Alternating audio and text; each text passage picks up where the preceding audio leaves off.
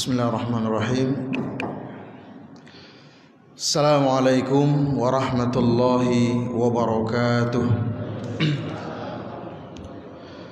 Alhamdulillahilladzi zayyana al-anbiya bi Muhammadin sallallahu alaihi wasallam wa zayyana al-kutub bil Qur'anil azim wa zayyana al-Qur'an bi bismillahirrahmanirrahim.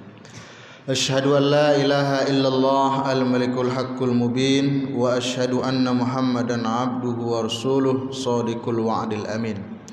Wa ba'du, al-mukarramun wal muhtaramun, yang saya hormati, saya muliakan seluruh bapak-bapak, ibu-ibu yang hadir semuanya tanpa kecuali. Kemudian kita muliakan pengurus Masjid Al-Muhajirin, segenap jajaran kepengurusan, Bapak Ibu para tokoh agama, pemuka masyarakat yang hadir, tak bisa saya sebutkan satu persatu. Mudah-mudahan kita semua yang hadir di sini Allah hadirkan ketenangan dalam diri kita, keberkahan dalam hidup, kebahagiaan baik dunia maupun akhirat. Amin ya rabbal alamin. Baiklah, bersyukur kepada Allah dengan mengucapkan hamdalah alhamdulillahi rabbil alamin, berselawat kepada Nabi kita Muhammad sallallahu alaihi wasallam. Allahumma shalli ala Muhammad wa ala ali Muhammad. Kita awali kajian subuh ini mengutip firman Allah Subhanahu wa taala, surah At-Taubah ayat yang ke-24. At-Taubah surat yang ke-9. Allah katakan, a'udzubillahi minasyaitonir rajim. Qul in kana aba'ukum wa abna'ukum wa ikhwanukum wa azwajukum wa ashiratukum wa amwalun iqtaraftumuha wa tijaratun takhshawna kasadaha wa masakinu tardawnaha ahabba ilaikum minallahi wa rasulih wa jihadin fi sabilih fatarabbasu hatta ya'tiyallahu bi amrih wallahu la yahdil qaumal fasiqin. At-Taubah 24. Allah katakan, katakanlah hai Muhammad, jika ayahmu, jika anak-anakmu, jika saudara-saudaramu, jika istri-istrimu, jika keluargamu, jika harta yang engkau usahakan, jika perdagangan yang engkau takut rugi, jika rumah mewah yang engkau cintai, ahabba ilaikum, engkau lebih cinta kepada mereka, minallah, daripada Allah, wa rasulih, daripada rasulnya, wa jihadin fi sabilih, daripada jihad di jalan Allah, fatarabbasu, tunggulah, hatta ya'tiyallahu bi amrih, nanti datang perkara ujian dari Allah, wallah, dan Allah la yahdil qaumal fasiqin, tak akan beri petunjuk kepada orang-orang fasik. Lengkap At-Taubah 24. Ini ayat menceritakan bahwa Allah menyuruh kita mengutamakan 3 hal, Pak, dari 8. Utamakan 3. Apa 3 itu? Yang pertama, mencintai Allah. Yang pertama, mencintai Allah. Yang kedua, mencintai Rasul. Yang ketiga, mencintai jihad. Hukum jihad ini di sekolah sudah dihapus, Pak. Di sekolah umum ya, itu dihapus tuh bicara jihad. Ada sebagian oknum dari negara ini memang tak suka jihad itu dibahas dalam anak sekolah. Yang kedua, yang dihapus juga rata-rata pendidikan agama dihapus ya. Cuman masalah zakat mereka tak mau dihapus. Infak itu tak mau dihapus karena menguntungkan. Tapi kalau jihad dihapus. Allah, Nabi, jihad, ini perintahan. 3 ini dulu kata Allah, baru yang lain. Kau boleh sayang kepada orang tua, silahkan. Kau boleh sayang kepada anak, istri, keluarga, usaha, rumah dan lain-lain sebagainya. Tapi 3 ini dulu baru yang lain. Itu perintah Al-Quran. Jadi tak ada perintah yang lebih baik yang patut kita amalkan melainkan perintah Al-Quran. 3 ini dulu. Boleh yang lain silahkan. Tapi dalam prakteknya kita lebih mencintai 8 ini baru yang 3. Seharusnya Allah dulu baru orang tua. Tapi kita salah, banyak yang salah.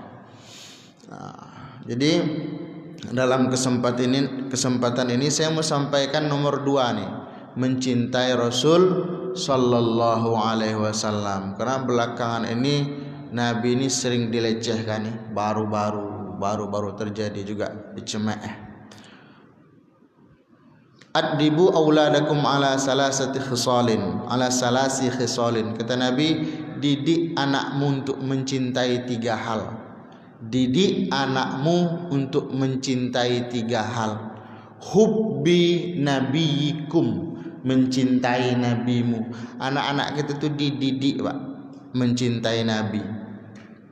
Diajarkan.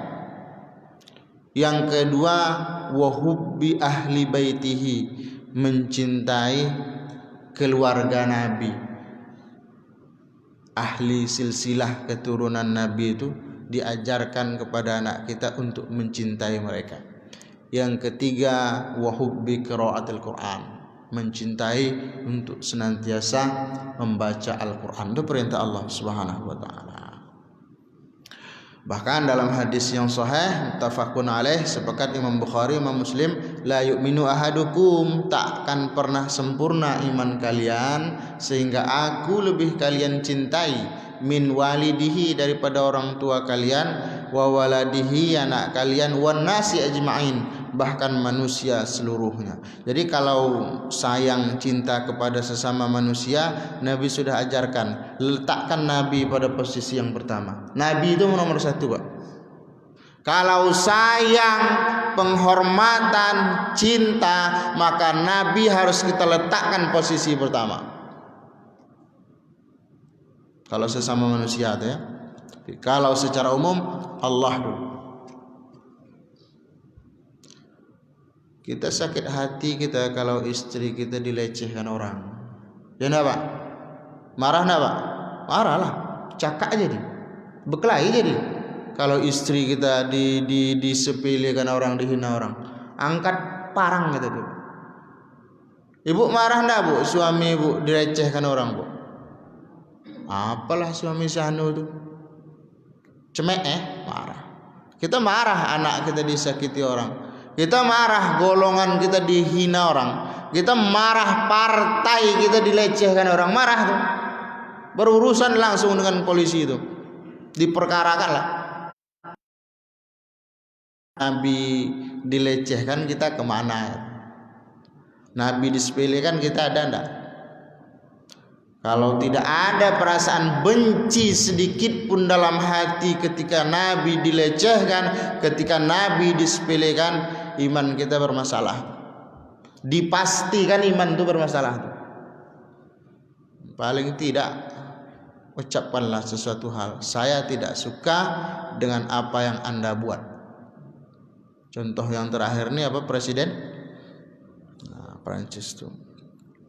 Jadi secara singkat Bapak Ibu sekalian, ada hadis kata Nabi, almar'u ma'a man ahbabta, seseorang nanti di akhirat bersama orang yang ia cintai di dunia ini.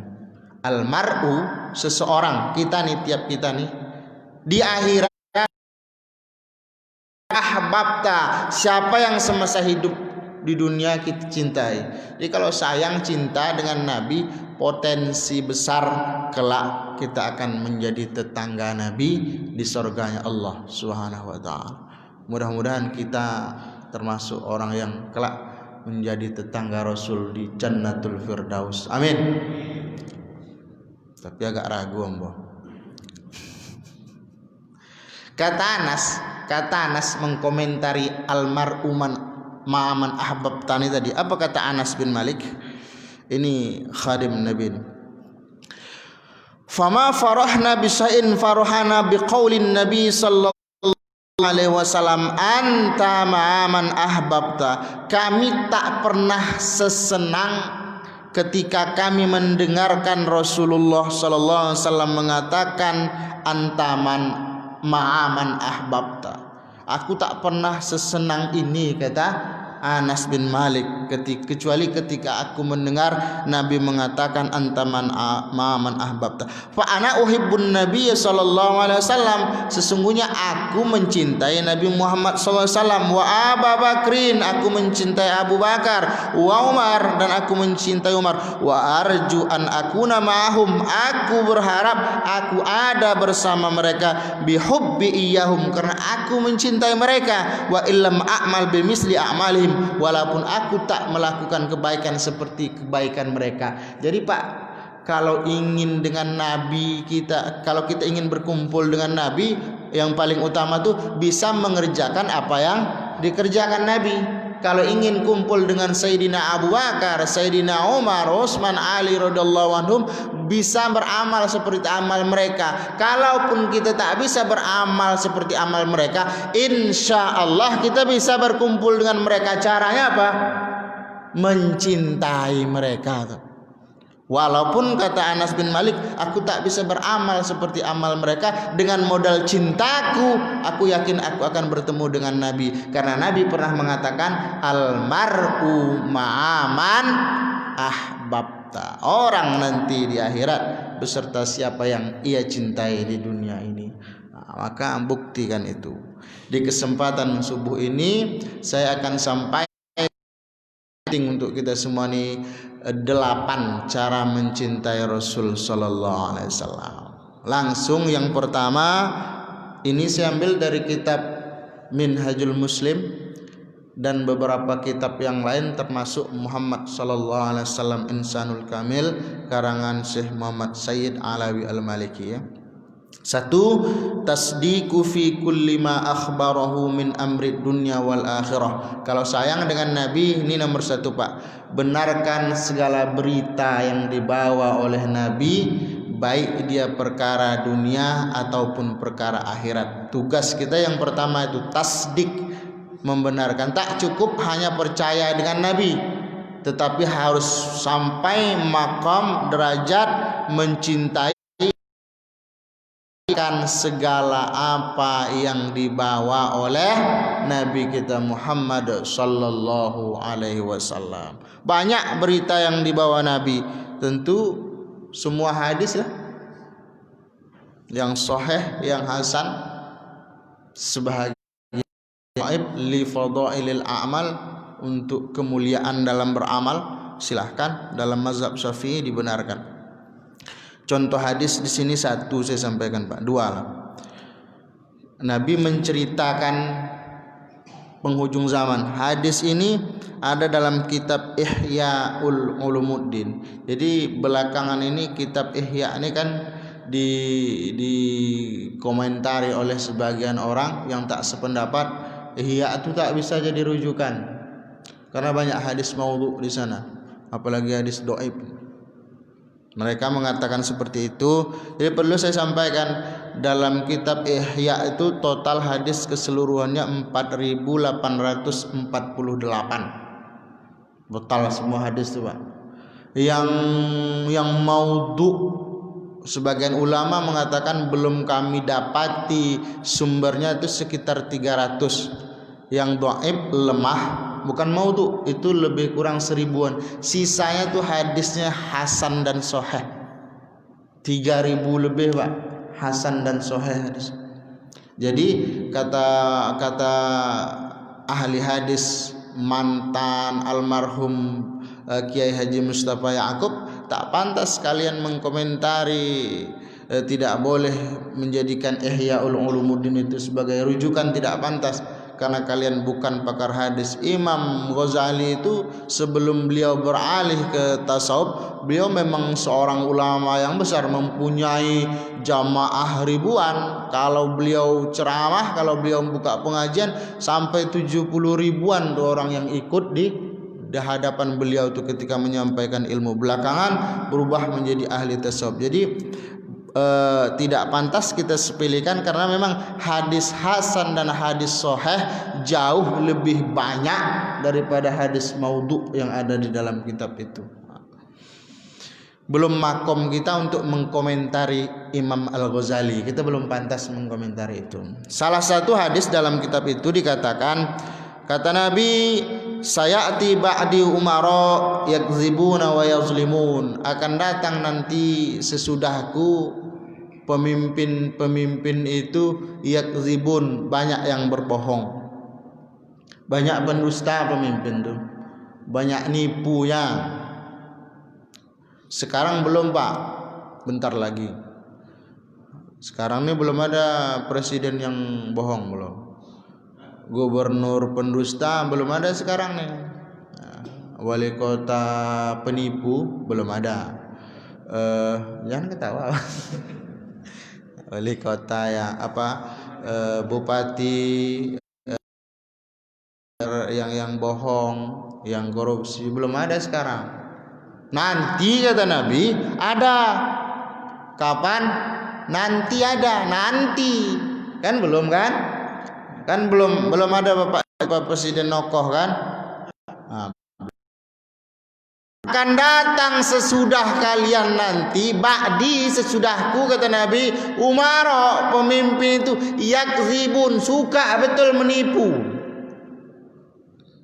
Jadi dalam kitab Al-Fawaidul Mukhtarah dikatakan, Sayyidina Umar katakan, kalau bilang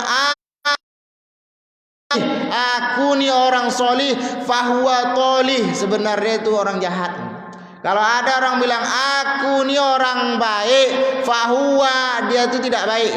Kalau dia ngaku, suka mengaku nih, aku jujur, tak jujur dia tuh.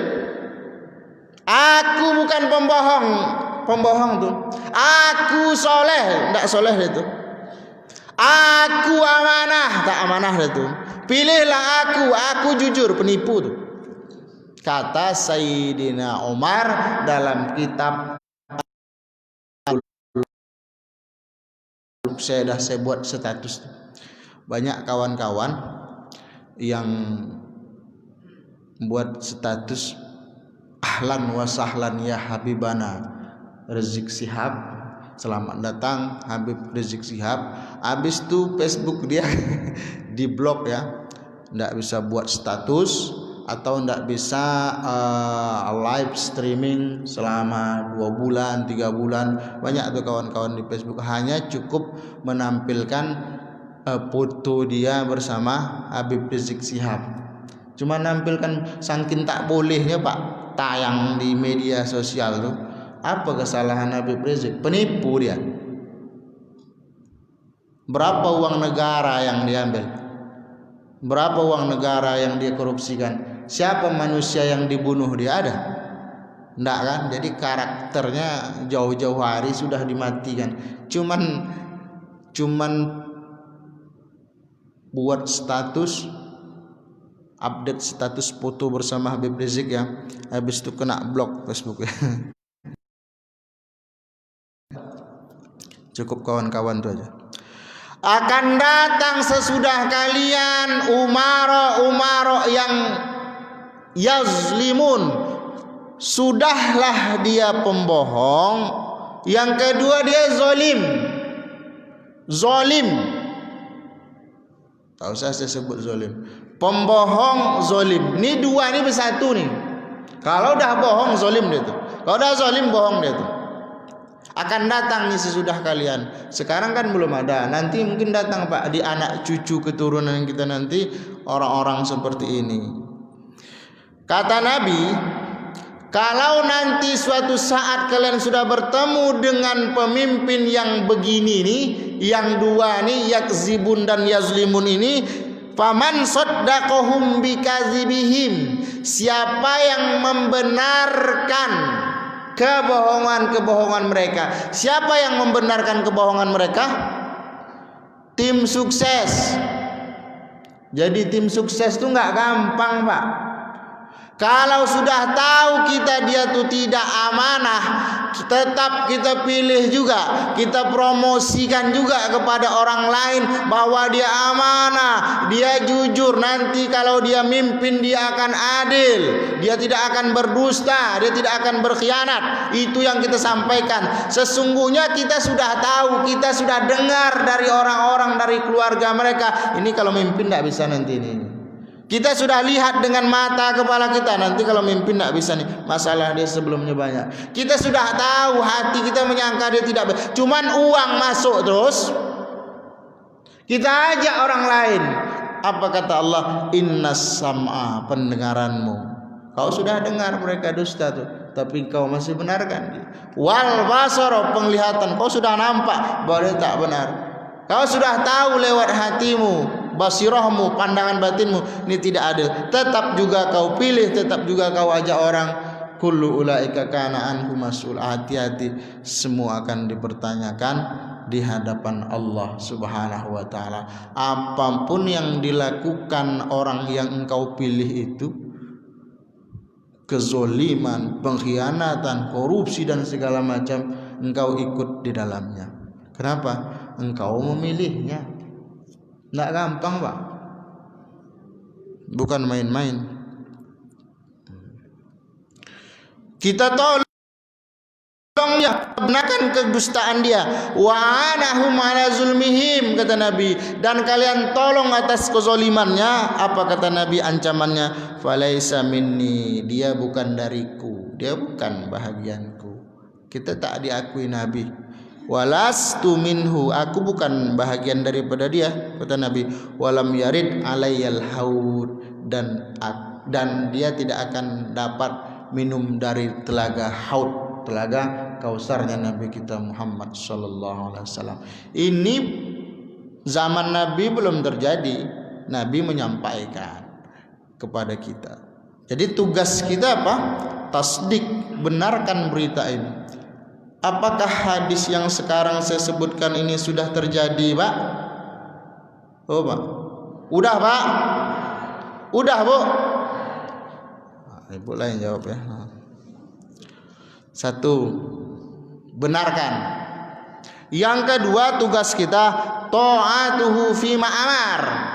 Kalau engkau sayang kepada nabimu, engkau cinta kepada nabimu, tugasmu adalah ta'atuhu fima amar, mematuhi apa yang menjadi perintahnya. Sayang kita patuhi. Contoh kata Nabi, asbahu bis subhi, cepatlah kalian datang subuh ke masjid. Fa innahu a'zamu li ujurikum, siapa yang dulu datang dialah yang paling besar pahalanya. Jadi siapa yang pertama datang kemari, dia yang besarnya. Qobliyah dia sudah di sini. Zuhur di sini, asar di sini, maghrib di sini, tidak pernah tinggal, Pak. Makan di sini, mandi di sini. Itu gorem tuh, Pak. Ya. Gorem. Besar pahala gorem tuh. Kalau cari menantu, carilah gorem. Saya gorem dulu. Cepat subuh. Jadi yang ke masjid nih, Pak, Bu, pahalanya yang besar. Satu, cepat datang, terakhir pulang. Cepat datang, terakhir pulang. Itu nomor satu tuh. Dia paling dulu datang, dia paling terakhir pulang. Yang kedua, yang rumahnya paling jauh tapi tak tinggal takbiratul ihram imam. Jadi bapak-bapak yang paling jauh rumahnya tak tinggal di takbiratul ihram, Allah kata imam, dia dah ada di situ. Rumahnya paling jauh, dia besar pahala. Yang rumah dekat boleh pindah besok dari rumah jauh-jauh. Karena kan setiap langkah dihitung kebaikan, dihapus satu keburukan. Hanya perjalanan ke masjid Selain ke masjid tak seperti itu, ke masjid. Inna a'zaman nasi ajran ab'aduhum 'alaiha mamsan, kata Nabi. Sesungguhnya yang paling besar adalah orang yang paling jauh jalannya menuju rumah Allah Subhanahu wa taala. Akrimul ulama. Ini perintah Nabi nih, muliakan para ulama. Muliakan para ulama. Wa innahum warasatul anbiya, karena ulama itu pewaris para nabi. Paman akramahum, siapa yang memuliakan para ulama, faqad akramallah wa rasuluh, sesungguhnya dia sudah memuliakan Allah dan Rasulnya. Siapa yang memuliakan ulama, dia sudah memuliakan Allah dan Rasul. Siapa yang menghina, melecehkan para ulama, dia sudah melecehkan Allah dan Rasul. Dan main-main dengan ulama, tak boleh sakiti ulama. Innallaha yakrahu azal mu'minin, Allah marah orang beriman disakiti, termasuk para ulama. Ada kata Imam Asy-Sya'rani dalam kitab Al-Fawaidul Mukhtarah, salah satu tanda iman seseorang itu akan dicabut, tanda iman seseorang akan dicabut, Pak, dikirim kepada mereka orang soleh itu dilecehkan. Ada bersama mereka ulama, orang baik, orang yang jujur, istiqomah. Orang yang jujur, yang istiqomah, yang baik tadi disepelekan, dilecehkan, dihina, dicemeeh dan segala macam. Itu tanda orang-orang yang suka melecehkan seperti itu salbil iman. Imannya itu akan dicabut oleh Allah Subhanahu wa taala. Kadang kita bingung saat kita memboikot Paris, dia bela Paris. Ada orang macam ini. Saat kita boikot Paris, dia dibelanya Paris. Saat kita boikot, kita tak suka, kita umumkan kita benci PKI, dibelanya PKI. Saat Islam dilecehkan, kita marah, dia bilang Islam agama teroris itu agama Islam. Sebenarnya orang-orang yang ngomong seperti ini agama dia apa? Kalau ditengok lahiriahnya agamanya Islam, tapi suka betul melecehkan syariat, agama, orang-orang yang baik yang ada di lingkungan masyarakat di tengah-tengah negara kita. Bingung kita sebenarnya dia itu Islam atau kafir gitu. Siapa itu paling sering yang buat sakit hati itu Abu Jandal. Pala saya, entahlah. Buat sakit hati betul. Kalau jumpa lah, memang saya ajak sparring betul. Ya. One day one, main 1 lawan 1 lah. Kalau datang di Pekanbaru nih saya cari. Cuma ini tak berani ke Pekanbaru. Jadi kalau jumpa di Pekanbaru, mau masuk di Pekanbaru nih Pak Bagus, kabar-kabari saya. Dia nak tahu Henry Tambusai, datanglah di Pekanbaru. Biar tahu dia dulu. Melecehkan betul tuh terhadap Islam. Munafik zaman dulu model itu orang. Panas saja awak nengok dia. Jadi tugas kita yang kedua tadi apa? Ta'atuhu fima amar, patuhi perintah Nabi banyak Pak. Tentu tak bisa saya sebutkan satu persatu. Termasuk hadir ke masjid ini perintah siapa nih? Perintah Nabi. Hadisnya sahih. Yang ketiga, ijtinabu manaha anhu, meninggalkan apa yang menjadi larangan Nabi. Kalau engkau sayang kepada nabimu, apa yang dilarang nabimu tinggalkan. Itu bukti sayang. Tidak ada yang lain. Sayang kepada istri, istri bilang, "Pak, jangan ngerokok." Suami yang baik, suami saya tak akan merokok dia. Di rumah, di luar merokok dia. Wah, asal nampak istrinya tak merokok, tapi tak nampak dibajar dia. Paling tidak dia tunjukkan bahwa dia sayang, tak akan dia kerjakan. Kenapa? Sayang dengan istri. Begitu juga dengan Rasul sallallahu alaihi wasallam. Kalau sayang kepada Rasul, tinggalkan apa yang menjadi larangan Nabi. Banyak larangan Nabi, banyak sekali. Nah, Rasul sallallahu alaihi wasallam anin nabkhit ta'am wasyarab. Nabi melarang meniup makanan, minuman. Kan larangan Nabi itu. Ini kalau panas tunggu dingin dulu. Makannya jangan berdiri, jangan sambil berlari. Jangan berdiri, jangan panas. Itu larangan Nabi kita Muhammad sallallahu alaihi wasallam semua. Kemudian itu juga Pak yang membuat Nabi itu sehat. Salah satu hal yang membuat Nabi sehat, aslu kulidda al-barodah. Sumber penyakit itu kan makanan. Sumber penyakit itu makanan, termasuk cara memakannya. Kalau orang dulu makan kunyah dulu makanan tuh baru telan, kan gitu betua orang tuh. Kunyah dulu, karena ada orang makan geser kanan, geser kiri hilang, geser kiri, geser kanan hilang. Belum dikunyahnya betul, jadi masuk tuh masih keras-keras, lambung tuh tak tahan. Jadi Nabi sehat, luar biasa, masya Allah sehat Nabi kita Muhammad sallallahu alaihi wasallam. Nabi tak pernah punya riwayat penyakit diabetes tak pernah.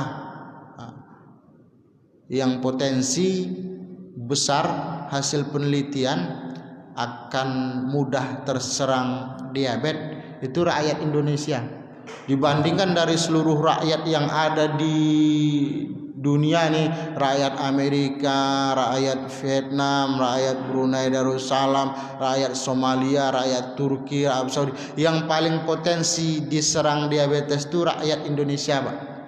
Ya, itu hasil penelitian. Kenapa? Karena sering dapat janji manis dari pemerintahnya. Dapat janji manis. Ya, Pak, serius. Listrik turun, mana ada listrik turun. Ekonomi meroket ya, tapi ke bawah. Jadi rakyat Indonesia itu paling potensi kena diabetes. La tasubbur rih, jangan maki angin, tak boleh angin dimaki. Jadi tiba-tiba angin kencang sore kita nak sholat maghrib, kok angin kencang tak bisa berangkat ke masjid, jangan dimaki. Boleh meninggalkan berjamaah ke masjid. Kalau datang angin kencang boleh sholat di rumah, tidak apa-apa. Tak boleh, jangan dimaki. La tasubbul amwat, jangan maki orang-orang yang sudah mati. Sudah mati itu sudahlah.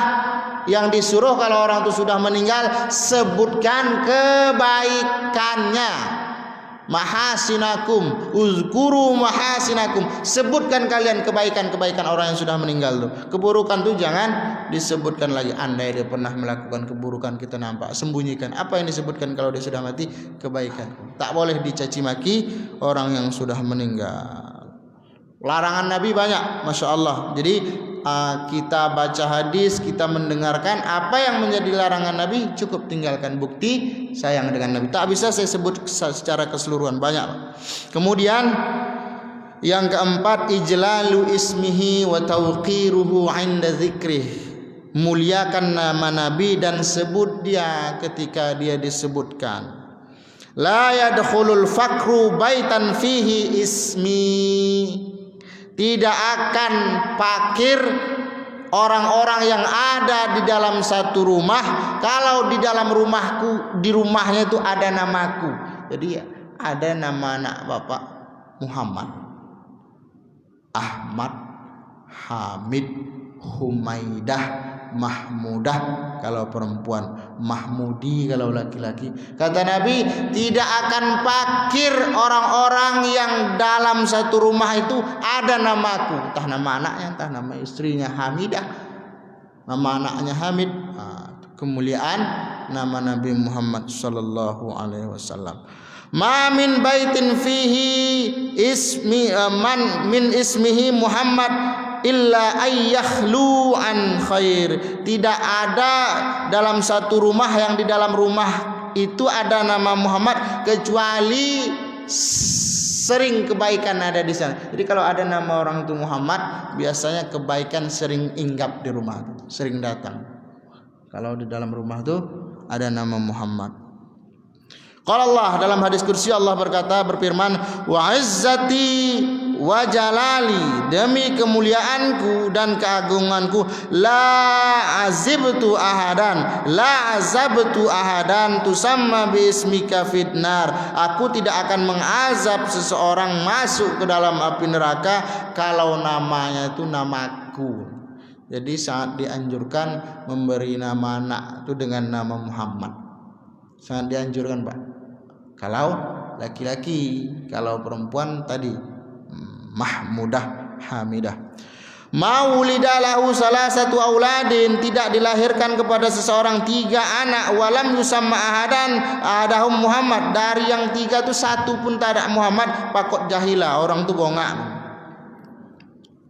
3 anaknya, yang 3 tu satu pun tak ada lengket dengan nama Muhammad. 3 laki-laki atau perempuan tapi terkait dengan kata Muhammad, ada Hamidah, Mahmudah, tak ada satu, fakot jahila, kata Nabi. Orang tua tu tak ngerti, tak paham, tak ikut pengajian di Muhajirin itu. Kalau dia ikut kajian Muhajirin, tahu dia tu. Itu Pak ya, jadi bentuk kemuliaan kepada Nabi itu memuliakan nama Nabi Muhammad sallallahu alaihi wasallam. Kalau engkau duduk di dalam sebuah majlis, engkau tahu di dalam majlis itu ada orang namanya Muhammad, ausiu, kata Nabi, lapangkan tempat duduknya. Perintah tu. Saking mulianya Muhammad tersebut. Agungkan nama Nabi kita Muhammad sallallahu alaihi wasallam. Yang kelima, cepat-cepat ya Pak, biar selesai yang 8 nih. Muwalatu mangkana iwali, muliakan orang-orang yang dimuliakan oleh Nabi.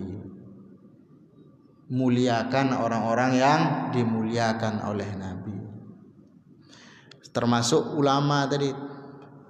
Imam Ahmad Ibnu Hanbal Pak, saking memuliakan gurunya, ini rumah dia di depan sana kira-kira 19 kilo, tapi arah di depan rumah dia kira-kira 19 kilo ke depan sana. Saking mulia dia kepada ulama itu gurunya, dia tak pernah menjulurkan kakinya arah ke depan. Kalau ada bapak-bapak, ibu-ibu yang menjulurkan, saya maklum. Satu, saya bukan ulama, ya kan? Yang kedua, kita ini penyakitnya banyak, asam urat segala macam, tak bisa bersela itu duduk lama-lama, tak bisa. Kenapa? Karena memang penyakit. Jadi apalagi ibu-ibu kan, majlis taklim tu kadang mereng ke sana kaki satu, kadang mereng ke sana, kadang menyamping. Saya maklum, tak apa-apa, silahkan. Nak menjulur semua menjulur, tak apa-apa, silahkan. Kalau saya aman-aman. Tapi begitulah cara Imam Ahmad bin Hanbal memuliakan gurunya. Jadi luar biasa, masya Allah. Yang keenam tu ihya'u sunnatihi wa izharu syari'ati. Ini yang penting nih. Menghidupkan sunnah Nabi. Menghidupkan sunnah Nabi. Sunnah harian Nabi itu kan ada 7 Pak. Sunnah kebiasaan Nabi hari-hari 7 tuh. 1, Nabi tak pernah meninggalkan sholat tahajud. Yang kedua, Nabi tak pernah meninggalkan membaca Al-Quran setiap hari. Di dalam surah Al-Muzammil ayat terakhir itu lagi, aliman sayakunu mardo, sakit tidak menjadi alasan untuk tidak baca Quran. Bisnis, orang bisnismen sebentar di Amerika, sebentar di Arab Saudi, sebentar di Pakistan, keliling nih, sibuk apapun engkau dengan bisnismu, tidak menjadi alasan untuk tidak baca Quran. Bahkan sedang perang pun tidak jadi alasan. Nanti buka Al-Muzammil ayat terakhir Pak, itu ceritanya Pak. Tentang kesibukan apapun tak boleh melalaikan Al-Quran. Nabi tak lepas darinya Al-Quran. Yang ketiga, Nabi tak lepas sholat duhanya. Duha Nabi itu tak lepas. Yang keempat, istighfarnya. Kemudian sholat subuh, sholat berjamaah itu tak lepas dari diri Nabi kita Muhammad SAW. Terutama itu subuh. Subuh itu istimewa sekali. Azan aja yang paling istimewa kan ada azan subuh. As-salatu khairum minan na'um. Tak ada di azan yang lain, di situ ada. Apalagi subuh itu ada subuh Jumat, kita baca sujud sajadah tuh. Jadi istimewa sekali. Jadi subuh itu bahkan memang 2 rakaat sebelum subuh itu diutamakan. Masya Allah, luar biasa. Arab Saudi, Makkah, Madinah kalau qobliyah subuh itu kan lama Pak, lama Bu kan. Kita 20 menit Bu sih, 20 menit sini kan, di sana lama tuh. Selesai sholat subuh hampir terang macam inilah tuh di Arab Saudi itu. Saking dihargai orang-orang yang ingin sholat subuh di Masjid Nabawi, di Masjidil Haram Makkah tuh. Jadi kan hotel ada dekat, ada yang jauh ini memang diupayakan untuk sholat. Rakaatul fajar khairum minad dunya wa ma fiha. 2 rakaat sebelum subuh itu lebih baik daripada dunia dan isinya. Itu tak ditinggalkan. Syariat Nabi itu banyak sekali ya, banyak. Semua yang diperintah Nabi, yang dilarang Nabi itu tercantum dalam syariat Nabi. Kalau engkau sayang kepada Nabi, syariatnya itu hidupkanlah. Nah, yang ketujuh, yatakhallaq bi akhlaqi Rasulillah sallallahu alaihi wasallam. Berakhlaklah dengan akhlak Nabi. Ini perintah Nabi. Berakhlak dengan akhlak Nabi, termasuk ikramun nisa. Salah satu berakhlak meniru Nabi itu memuliakan perempuan. Itu Masya Allah, diperintahkan memuliakan perempuan. Kalau ibu terlahir di zaman sebelum Nabi lahir, Masya Allah, ngeri Bu, ngeri sekali. Tapi setelah Islam lahir, saya baca ada tafsir Al-Maudu'i. Di sana disebutkan banyak sekali keistimewaan yang Allah berikan kepada kaum perempuan lewat lisan Nabi setelah Nabi itu diangkat menjadi Rasul. Yang pertama, penamaan surah secara khusus, surah An-Nisa. 114 surah dalam Al-Quran, tak ada surah Ar-Rijal di sana, tak ada laki-laki. Yang ada An-Nisa, dari Al-Fatihah ke An-Nas itu An-Nisa. Jadi wanita itu sudah ditinggikan satu langkah. Yang kedua, setelah Islam datang, laki-laki dalam hal ibadah dengan perempuan itu sama. An-Nahl ayat 97 kan menceritakan, man amila sholihan min zakarin au unsa, siapa yang beramal soleh baik laki-laki atau perempuan, wa huwa mu'min, mereka beriman kepada Allah. Jadi zakarin au unsa disamakan antara laki-laki dan perempuan, tak dipisah-pisahkan. Yang ketiga, perempuan itu dapat harta waris ada. Sebelum Islam datang, perempuan tidak dapat waris, bahkan bisa diwarisi. Setelah Islam datang, wanita tak bisa diwarisi, bahkan wanita dapat waris. An-Nisa ayat 11, coba baca tuh. Fa in kana lahu ikhwatun. Diceritakan kalau seorang perempuan itu, dia di situ ayat itu 2, bahagian warisan ibu atau bahagian warisan istri. Bagian warisan ibu disebutkan di situ, bagian warisan istri disebutkan juga di situ. Dia dapat waris. Yang keempat apa? Beradablah kepada perempuan kalau engkau ingin berinteraksi. Ashiruhunna bil ma'ruf, bicara dengan baik. Lembut, kalau bicara dengan wanita itu lembut. Kadang yang menjadi masalah awak lembut Pak, dia yang koreh. Itu masalahnya Pak Ji. Awak lembut kan, dia pula yang keras kan. Jadi ibu-ibu itu perlu cerdas, ibu-ibu perlu cerewet Bu. Biasanya ibu-ibu cerewet itu anaknya cerdas-cerdas. Biasanya ya, yang emaknya cerewet, banyak bercakap, ngomel, merepet, itu anaknya cerdas. Jadi kalau ibu suka orang yang suka merepet ini cerdas Pak, karena motoriknya berjalan, dia mampu menghafal kata-kata tanpa berpikir. Itu 1 menit ribuan kata tuh. Gitu kan? Nah, itu cerdas, biasa anaknya cerdas tuh.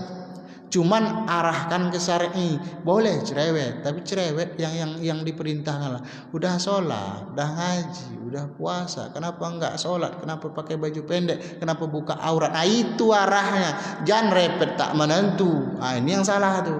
Repet tak menentu tak boleh. Tapi yang disunnahkan itu apa? Nah, yang baik-baik lah. Banyak kemuliaan. Kemudian wanita itu harus dimuliakan. Ada haknya. dimuliakan, ada haknya. Seperti kalau bercerai suami dengan istri, ketika menceraikan istri, istrinya dalam keadaan hamil, walaupun sudah pisah, perempuan ini tetap ada hak. Apa haknya? Nafkah sampai kapan? Sampai anak ini lahir. Walaupun sudah bercerai, suami wajib, mantan suami wajib nafkahi. Atau dia bercerai, anaknya umur 8 bulan, wajib masih menyusui sampai haulaini kamilaini 2 tahun, maka perempuan laki-laki wajib juga memberi ujratul misil, seumpama upah kepada istri karena sudah menyusukan anaknya. Itu dibahas di dalam Al-Qur'an tuh. Jadi wanita tuh diangkat harkat martabatnya. Ketika kecil dia pembuka pintu surga untuk orang tua. Itu perempuan. Ketika dia sudah besar, penyempurna agama suami. Man tazawwaja faqad istakmala nisfa dini. Siapa yang menikah dia sudah menyempurnakan setengah agama. Jadi kita nih Pak, setengah agama ada dengan istri. Itu satu istri itu Pak, apalagi 2, apalagi 3, apalagi 4. Itu Masya Allah sempurna betul agama. Udah mulai nak pulang ibu-ibu ini nampaknya Pak. Satu aja setengah. Pikiran lagi Pak, habis ini coba musyawarah nanti. Mulai tak sedap kajiannya. Yang ke-8, yang terakhir nih, yusolli wa yusallim alaih, banyak berselawat kepada Nabi. Ada bapak-bapak di sini, ibu-ibu yang satu hari selawatnya 1000. Angkat tangan. Ada? Belum sayang Nabi. Minimal 1000 lah. Singkat aja. Allahumma sholli ala Muhammad wa ala alihi wa sahbihi wa sallim. Gitu. Kalau saya Allahumma sholli ala sayyidina Muhammad wa ala alihi wa sahbihi wa sallim. Saya gitu. Allahumma sholli ala sayyidina. Biasa, bukan ndak ini cerita aja Pak ya. Saya motivasi. Mau tidur tuh kadang sering saya pegang tasbih sambil tidur Allahumma sholli. Sambil nak tidur Allahumma sholli ala sayyidina. Kadang tertidur saya mau tidur saya hitung tuh. Kadang 300, kadang 600, baru hilang tidur. Lagi asik berselawat. Saya naik motor dari rumah ke pengajian, saya tidak ngomong apa-apa kecuali selawat. Kalau 1 jam jalan saya naik motor 1 jam, berzikir hampir 1000, berselawat hampir 1000 itu Pak butuh waktu 1 jam aja. Yang pendek ya, jangan yang panjang-panjang. Ada Kapolsek pernah jadi Kapolsek tampan, tak kira-kira 4 tahun lewat. Ini masih tampan Pak, tampan nih. Kari Hamzah Ritonga.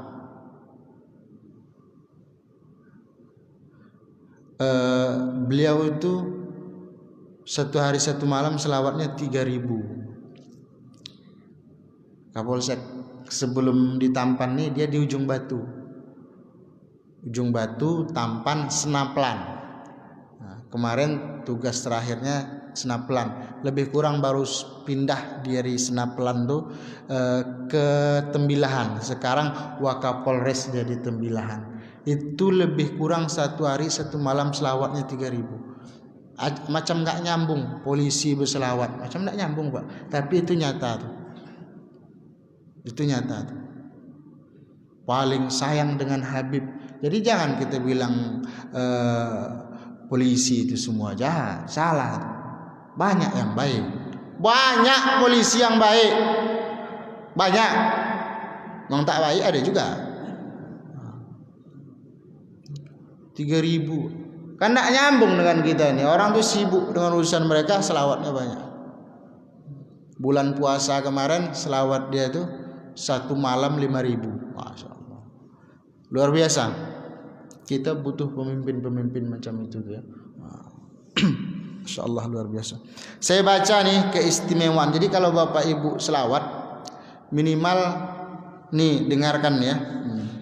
Satu keistimewaan ini, man shalla alayya fi yaumin alfa salatin lam yamut hatta yubashshira bil jannah. Siapa yang selawat kepada Nabi Muhammad sallallahu alaihi wasallam itu 1000 setiap hari, lam yamut, dia tidak akan mati sampai dia akan lihat tempatnya di dalam surga. Nanti Bapak di surga, surganya surga ini. Bapak di surga nanti surganya. Di surga surga ini. ini firdaus segala macam. Nampak diperlihatkan oleh Allah Subhanahu wa taala. 1000. Man shalla alayya fi yaumin mi'ata marrah. Tapi coba mulai biasakan selawat itu 100 lah. Pegang tasbih selawat 100. Habis selawat baca doa selawat. Allahumma bi barakatis sholati alaihi ij'alna bis sholati alaihi minal faizin wa ala haudihi minal waridin asyaribin wa sunnatihi wa ta'atihi minal amilin wa la tahul bainana wa bainahu yaumal qiyamah ya rabbal alamin. Habis selawat 100 baca doa. Habis selawat 100 baca doa. Habis selawat 100 baca doa. Siapa yang berselawat kepadaku setiap hari 100 kali, qadallahu lahu mi'ata hajatin, Allah akan kabulkan untuknya 100 hajat, 100 keinginan Allah akan kabulkan. Minha li akhiratihi sab'ina minha li akhiratihi, yang 100 itu 70 untuk urusan akhirat, sedangkan 30 untuk urusan dunia. Jadi ini mengajarkan Pak, kalau berdoa banyakkan minta urusan akhirat. Banyakkan minta urusan akhirat daripada urusan dunia. Di Ka'bah, depan multazam tuh tempelkan dada ke multazam, lengketkan pipi, berdoa. Banyak minta doa kepada Allah Subhanahu, berdoa kepada Allah sebanyak-banyak, utamakan urusan akhirat, karena akhirat itu lebih lama daripada dunia. Kalau ada satu waktu mustajab, banyak pintakan urusan umum, jangan urusan pribadi. Begitu yang dipesankan oleh Imam Ahmad bin Hanbal. Jadi kalau 100 hajat dunia 30, hajat akhirat 70. Ini keutamaan selawat biar motivasi. Yang ketiga sampai 4 nih ya.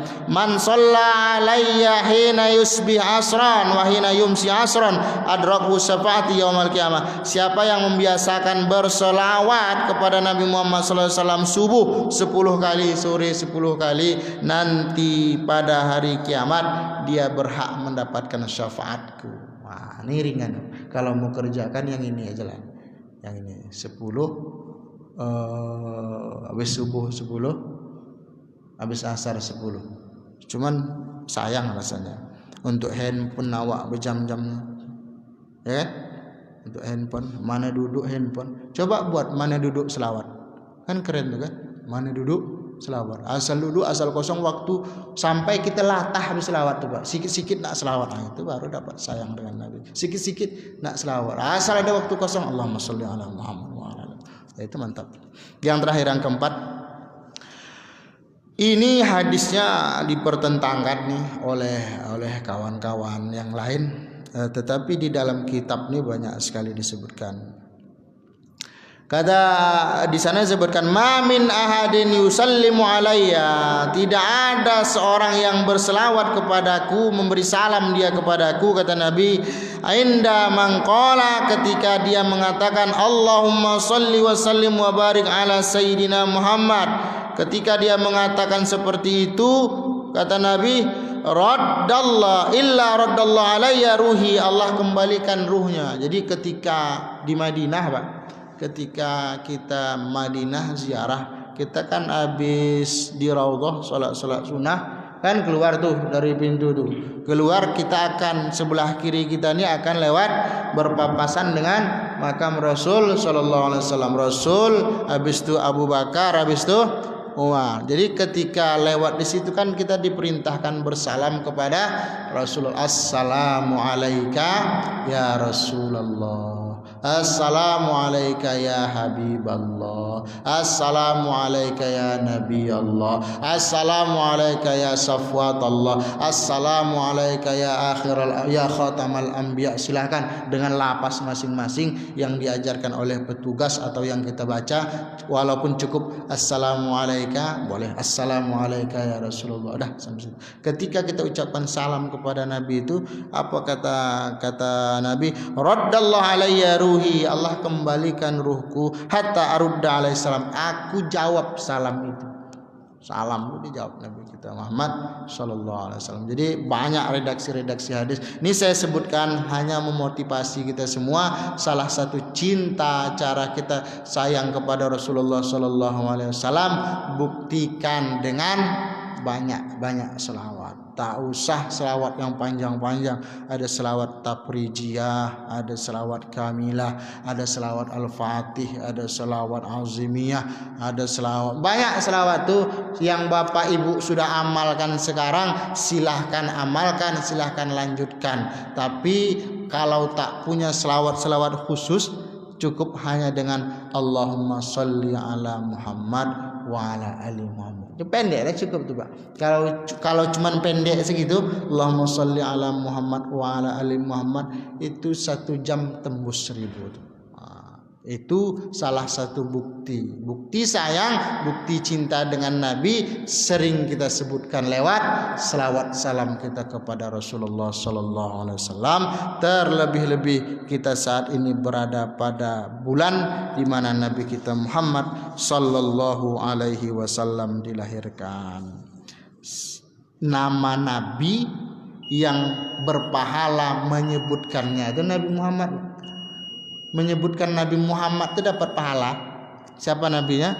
Nabi Muhammad. Luar biasa sekali itu ya. Jadi inilah 8 hal. Saya ulangi. 1, benarkan berita yang dibawa oleh Nabi. Yang kedua, patuhi perintah Nabi, tinggalkan larangan Nabi, agungkan nama Nabi ketika dia disebutkan. Yang kelima, cintai orang-orang yang dicintai oleh Rasulullah dan benci dengan orang-orang yang dibenci oleh Rasulullah. Yang keenam, hidupkan syariatnya, tunjukkan sunnah-sunnahnya. Yang ketujuh, berakhlaklah dengan akhlak Rasul. Yang kedelapan, banyak-banyak berselawat kepada Rasul sallallahu alaihi wasallam. Ini bentuk cinta kepada Nabi. Mudah-mudahan kita tercatat sebagai orang yang cinta sayang kepada Rasulullah sallallahu alaihi wasallam. Allahumma shalli ala sayyidina Muhammad wa ala alihi wa ashabihi wasallim. Ini saja yang dapat saya sampaikan. Mohon maaf segala kesalahan dan kekurangan. Usikum wa iyaya bitaqwallah wa qad fazal muttaqun. Wassalamu alaikum warahmatullahi wabarakatuh.